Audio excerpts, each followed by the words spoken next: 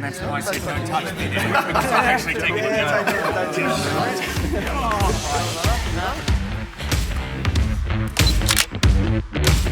Electric and surprising.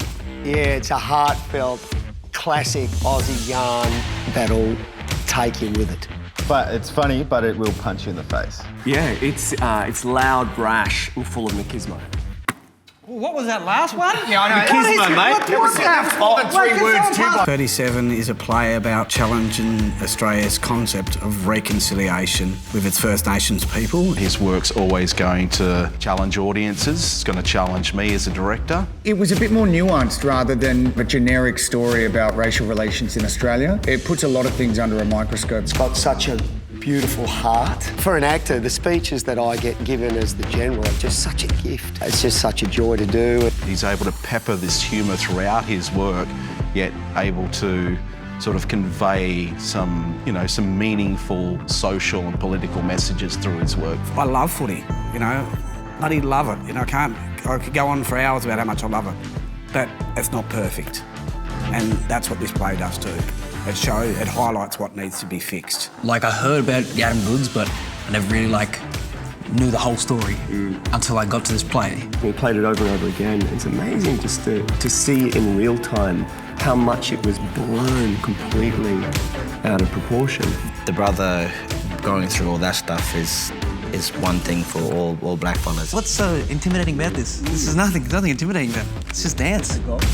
It's just a celebration, like any other goal. That Adam story just happened to be on the national stage and under a microscope, but it happens to be a lot of our stories every day. Because the play isn't being, nice about those things. It's being like, this is what happens, this is how people talk to each other. We need to face that. It's a new way of addressing a subject that we've been trying to address for a while, I guess. Casting this work was a huge job, and I needed to make sure that we cast it right so that we could create this sort of idea of brotherhood and unity. You can't play a game of footy with your team if you're not brothers. And I think we've created a really nice sense of brotherhood with each other. Everyone, hopefully, will be able to have seen some part of themselves in a character. And they might actually be able to go, oh, that was me. Seeing the reflection in the mirror and then going, nah, that needs to change. And I want to be that change. Hopefully,